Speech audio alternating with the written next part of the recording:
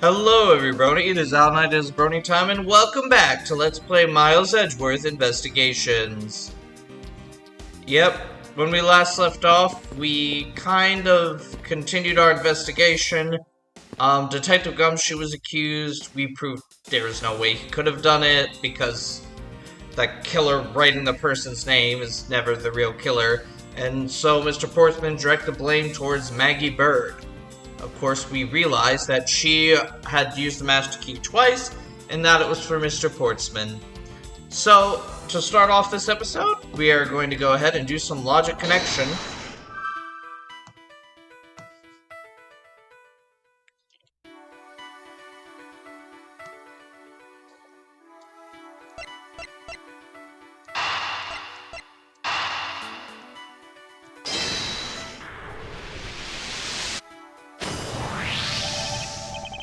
Miss Bird, I'm afraid there was a flaw in your story.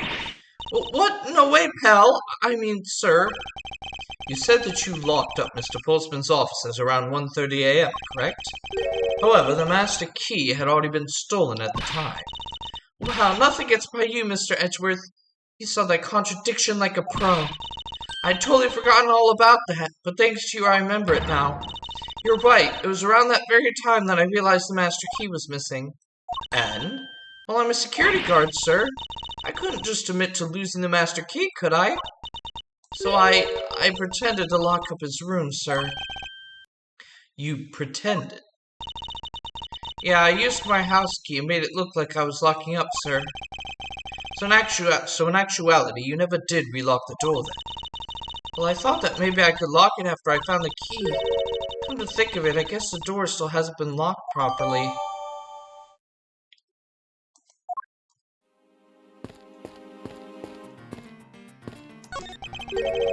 What's the basketball hoop doing here? Hey, didn't this used to be just outside next to the building a long time ago? So when and why was it moved indoors? I don't remember exactly, but I saw one of the officers drag it up here recently. To drag it? I heard that it wouldn't fit in the elevator, so the poor guy had to bring it himself. All the way up to the 12th floor? I won't rest until I've inspected every single nook and cranny.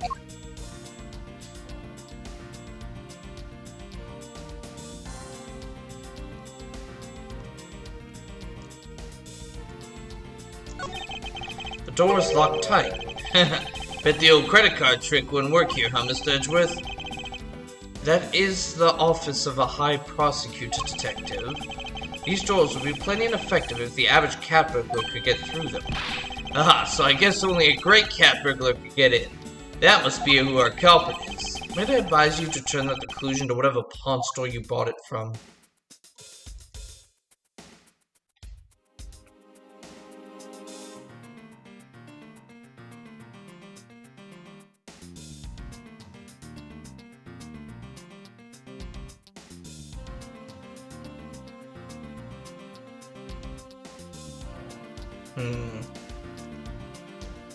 Wait a minute. Sorry, I'm sorry, I didn't mean it. Why would the door still be locked if Maggie said she never really...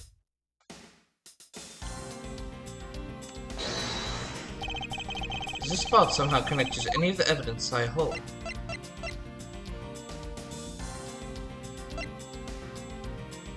Eureka! There's a contradiction here between the reality and the evidence. If what Miss Bird has said is true, then why is this door locked tight? Huh? You know, you're right. Miss Bird, are you sure you didn't relock this door? I'm certain of it, sir. I don't think Mr. Portsman noted himself that I hadn't. Which means what, sir? It either means that he actually does have the key to office, or that door Miss Bird opened wasn't this one at all, but a completely different one. She opened a different door, but how can you prove that? There's an easy way to find out. All we need to do is, we need to examine these.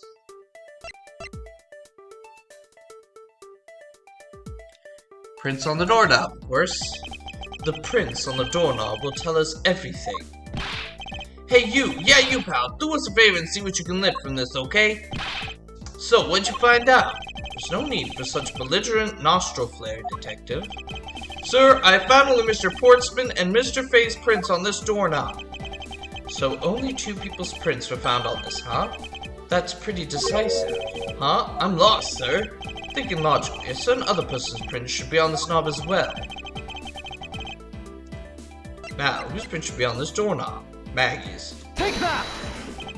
Don't you find it odd that the prints of the person who unlocked this door are absent? You mean... Yes, the door that Miss Bird opened could not have been this one, but a different one.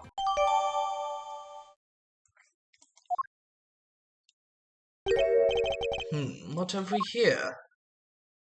I won't rest till I've inspected every suspicious-looking nook and cranny. Well, first off, that needs examining. What is this? Looks like a scrap of paper. I'll get it, sir. Let's see. Oh, there's something written on it. It looks like a note for the victim. Yeah, it's from Mr. Portsman.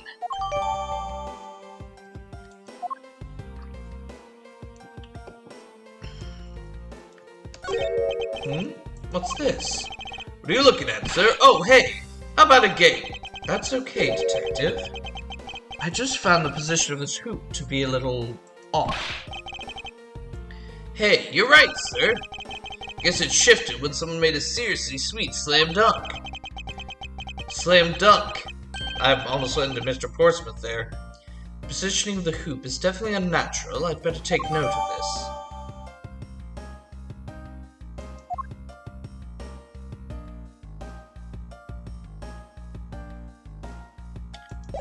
Well, I think we know which door we have to examine next. Much rest time inspected every suspicious-looking nook and cranny. He is going to say that every time we investigate something, so get used to that. I don't see any signs of forced entry. According to the guard, no signs that the lock was picked either, sir. Meaning the door really was opened with a key. Did you happen to ask if any prints were lifted from the doorknob? Apparently the doorknob's clean as a whistle. Right, they think. Whoever this thief is, they did a good job of not leaving any clues behind.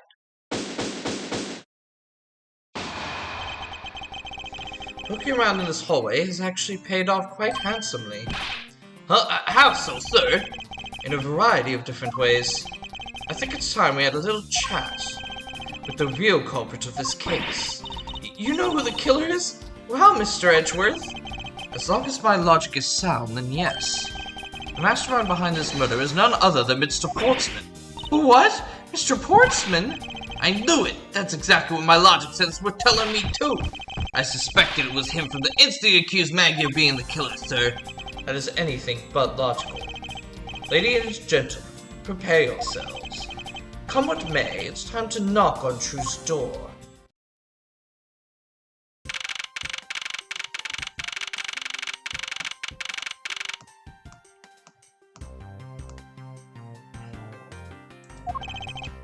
Mr. Portsman, I finished processing the bloody letter, sir. Alright, let me take a gander at it. Pass it here. Okay, looking good. You there, take good care of this. Wah! Ow. Well, if it isn't Detective Gumshoe. End of the line for you, Mr. Portsman. We got you now. Call off your dog, Mr. Edgeworth. Is this some kind of joke? It's no joke. We know Mr. Jacques Portsman, that you are the guilty party in this case. You must be pretty upset getting chased out of your own room. I'd be mad too. So I guess you could stay if you promise to stay out of our way. You intend to hide your crime under the guise of a prosecutor doing his job? I can see right through the unsightly paper-thin mask you wear upon your cowl. Who'd ever thought it would come to this? Actually, come to think of it, your mentor was Manfred von Karma, right? Legendary prosecutor who never lost a single case for 40 long years. There was always this incessant chatter about forged evidence with that guy. Really teaches me that I gotta stay on the lookout for false accusations, you know. You done trying to play mind games with me because they won't work. The only thing you should be using that mouth of yours now is explaining yourself. Although that too will only dig your hole deeper. Either way, your game is up. Well, aren't you full of ourselves? Aren't we full of ourselves, even though you have yet to prove anything?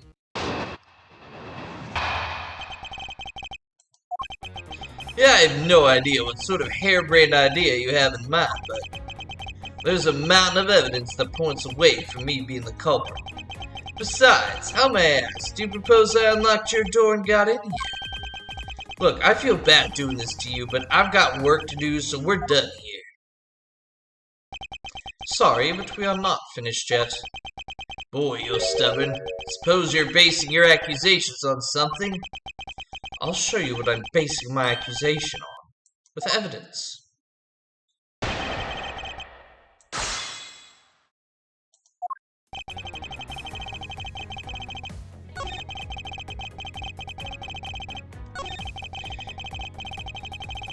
Oh, quite easy. You used the key. Objection!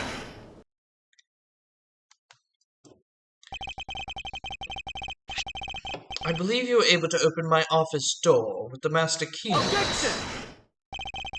Wait, hold on for a sec. I never laid a finger on that key, as you already know. Precisely. You were able to open my door without lifting a single finger. Well, maybe you did, but only to direct. That's right. You used your finger to direct this person to open the door with the key. Take that! You had asked Miss Bird to open your own office door for you, yes? Yeah, I kinda forgot my key at home. Happens a bit too often for my taste, you know? But the room you had Miss Bird open at the time was not your own, was it? What? You have quite the imagination. Why don't we ask the girl herself whose door she opened, shall we? I'm certain that it was Mr. Portsman's door, sir. I checked the number plate to make sure I was opening the right door, sir. See, Miss Bird backs up my story. Yet, what if you had misled her to fool her into thinking what you wanted? Ha, and how do you suppose I did that? By switching the number plates on doors, for example. That's right! They do slide out pretty easily. Furthermore, you then used one other thing to give a very strong impression. The door she was opening was yours and not, in fact, mine. What is that Mr. Portman used to make Bird think that it was his room? Take that! What? The basketball hoop, sir? It's quite the peculiar fixture in any hallway, let alone a hallway in this building. Which is why it left an unusually strong impression on you. It's an object perfectly suited to sit just outside the office of a peculiar prosecutor. That's very true, sir, because there was a basketball hoop sitting there. I thought the door I was opening had to be Mr. Portsmith's. The size of the hoop has been moved. To sit in front of my office, to be sure. I see. So that's how you throw suspicion on people. Thanks for the tip. But I think your conjecture is a little off the racetrack.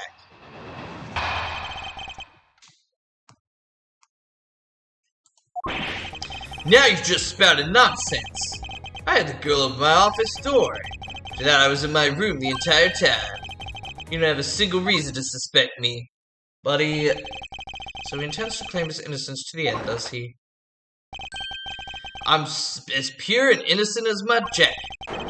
Miss Bird is as dirty and guilty as the jacket she wears. My jacket's not dirty. I'll have you know I just washed it yesterday.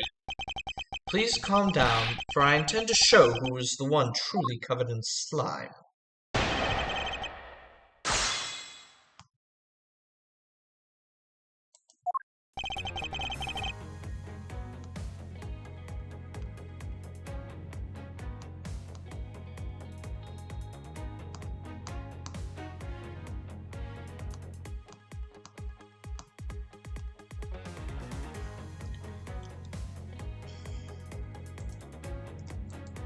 Oh.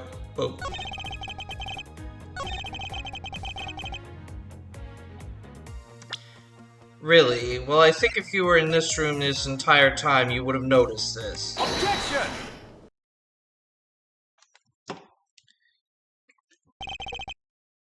That was a lie. What are you talking about? How was that a lie? This is a note that the victim left for you, Mr. Portsman. A note? It was left under your door. Or did you not notice? And right here it says, "But you're out."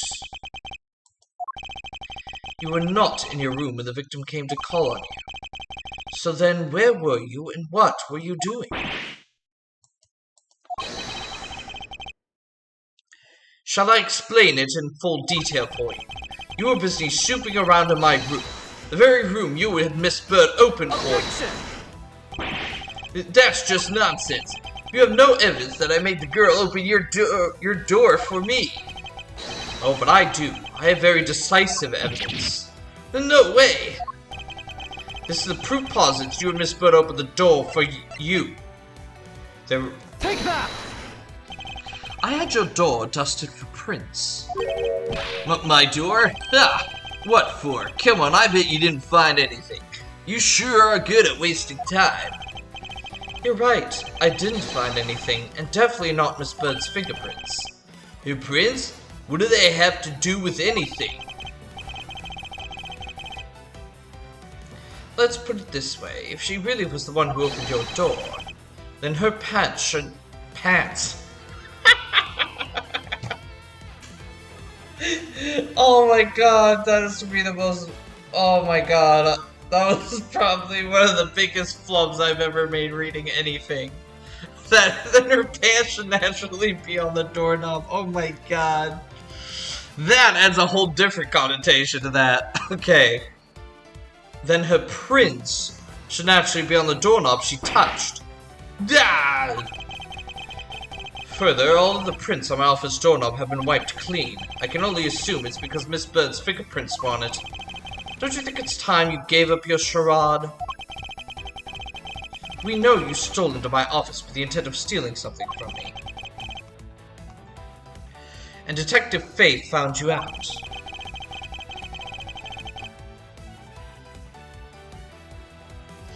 Possibly because he heard sounds coming from a room whose occupant was on leave.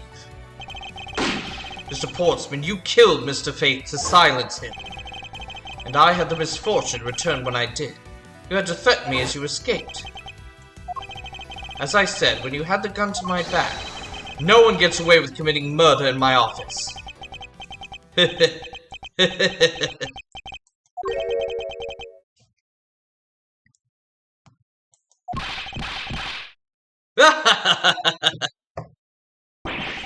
And just what's so funny, pal? Well, that look of stiff seriousness on the face of this office's finest prosecutor, as he makes a huge mistake in accusing me is simply too much to bear. There's just nothing else like it in the world. What? Mr. Edgeworth just explained it all. Even backed it up. You're the murderer. Stop trying to be slippery and just admit to the crime already. As I said earlier, it's all so circumstantial, so full of conjecture. You say you checked my doorknob for prints. Well, I can merely confess that I wiped that doorknob down as well, eh?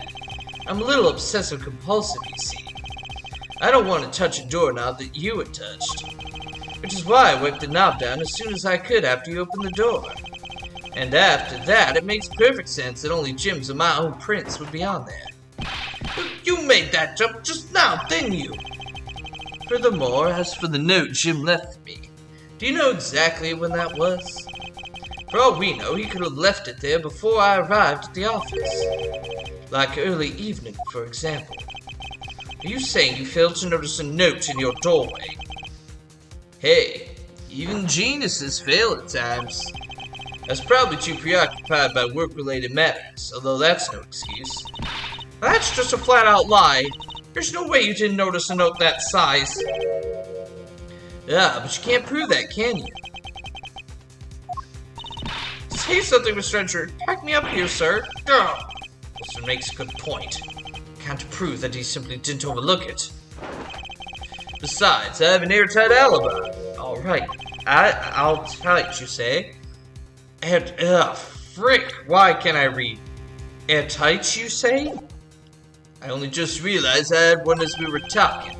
Guess it would have been better for all of us if I had told you sooner.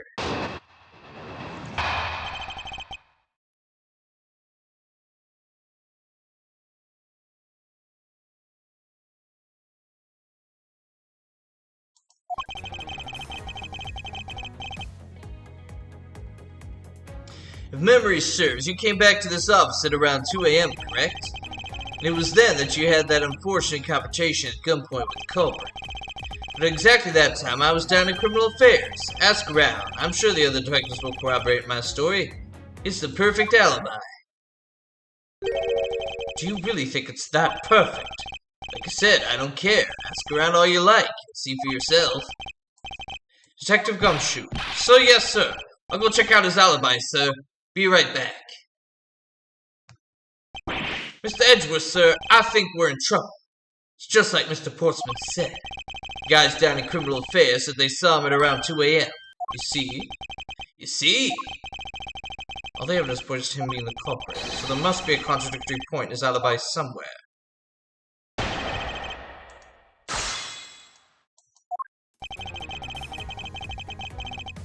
Hold it!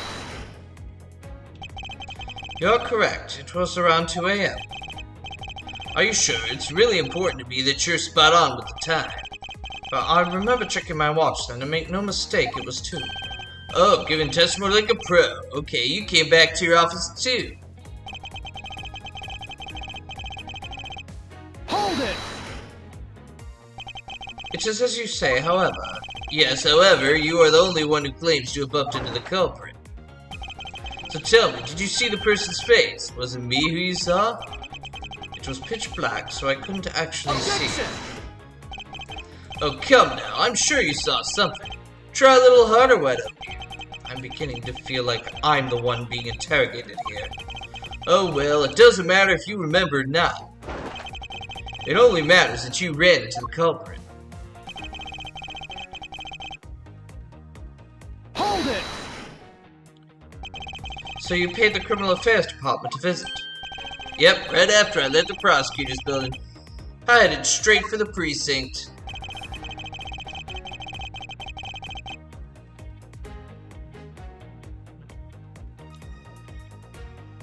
Hold it! Well, we did go and ask around to confirm your testimony.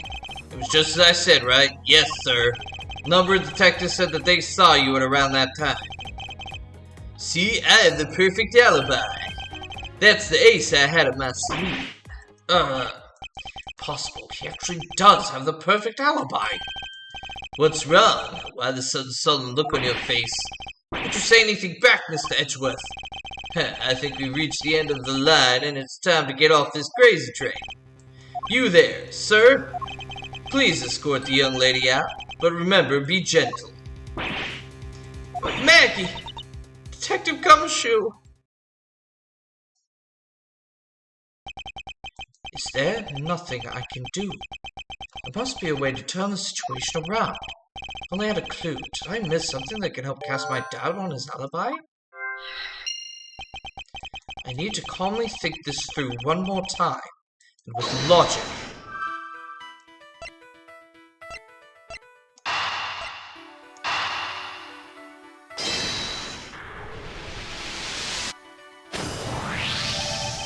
There were 2 bullets left at the scene of the crime. One that robbed Mr. Faith of his life, and one that nearly robbed me of my jacket. However, the murder weapon only shows signs of being fired once, meaning that it is entirely possible that a second gun was used in my office tonight. But seeing as how the killer had to steal Mr. Faith's gun, I doubt the killer had another gun up their sleeve. Therefore, the second gun could have been the property of an entirely different person, which could mean that there was another person who paid a visit to my office tonight.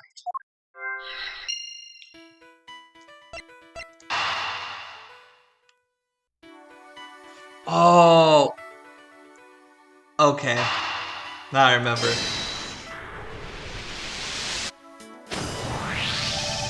Supposing there was yet another visitor tonight. That would also resolve the issue of why my shells were upended twice. We know that the shells were disturbed once before and once after the murder, so it shouldn't be too much of a stretch to think that it was the work of two different people. Once by the person who stole the victim's gun and then killed him with it, and once again after the murder by a second culprit. Who was the owner of the second gun?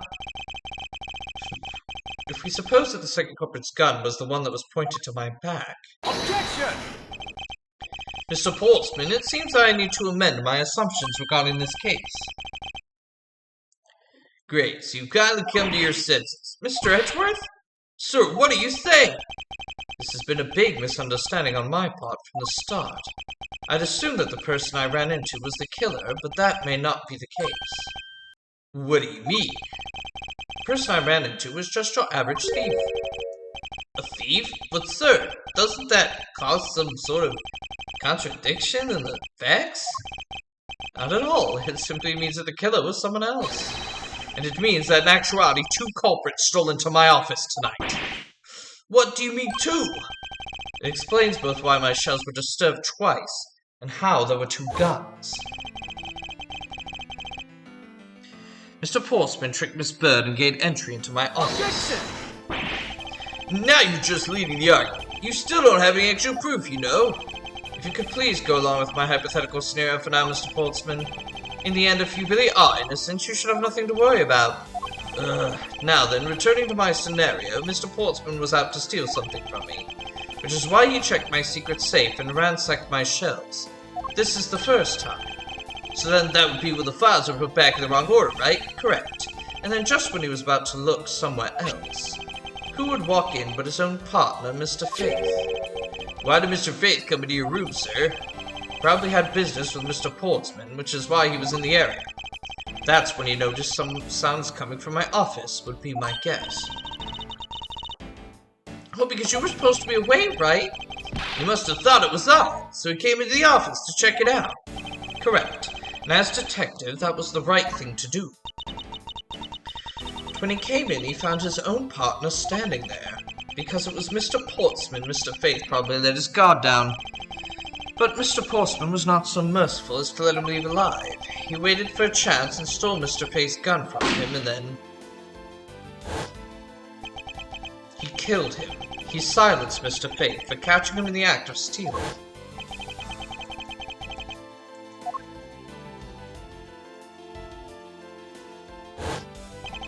That was the moment at which the first shot was fired.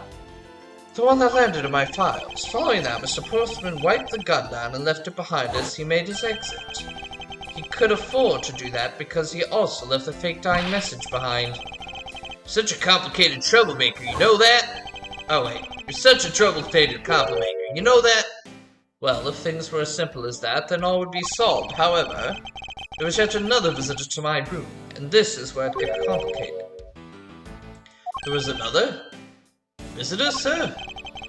Yes, and the other person's objective was also to steal something from me. Now then, even after Mr. Portsman left to the door, my office remained unlocked. However, this new visitor had no way of knowing that, and so... they stole the master key from the security guard's room, and then entered my room and searched through my shelves. That was the second time they were disturbed, and it seems the thief found the prize. Stolen zero file, right, sir? Correct. Only just as the thief was about to leave with the file, I appeared. The thief had threatened me with their own gun and made their escape. The second bullet was fired during that brief encounter. The shell's getting messed up twice in the two bullets. It was all because two different people were doing those things at two different times. Precisely. So now do you see, Mr. Portsman? The person I met was just a thief, and it was not, in fact, Mr. Faith's killer. Your alibi for the time frame in which I ran into the other person is now irrelevant, because we know that the murder took place during the first culprit's visit.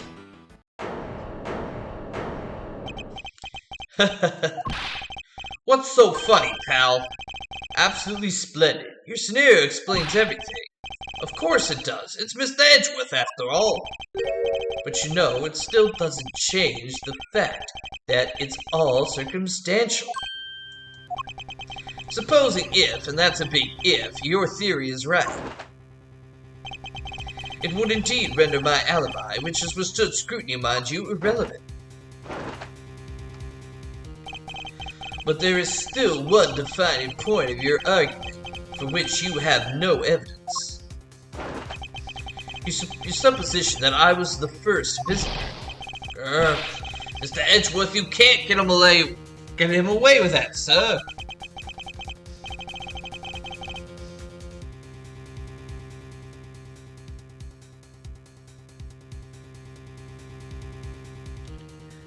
But he has a point. I have absolutely no proof at this point. Don't say that, sir. I don't believe this. Don't worry, Maggie. I'll do something if I must.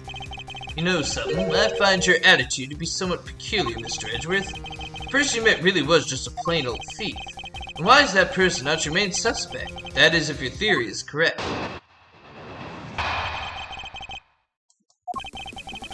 That thief you ran into should be a real suspect, wouldn't you say? You should be out there looking for that thief right now. They might still be nearby. I hate to repeat myself, but as I already said, I was training in my room. And when Jim came to deliver some evidence to me, I was down to criminal affairs. So I can't be expected to know what happened around here after I left. So you think we should be out there looking for the thief?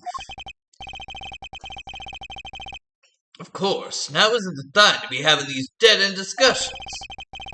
I don't think it's at all dead-ended. I find your alibi to be fascinating.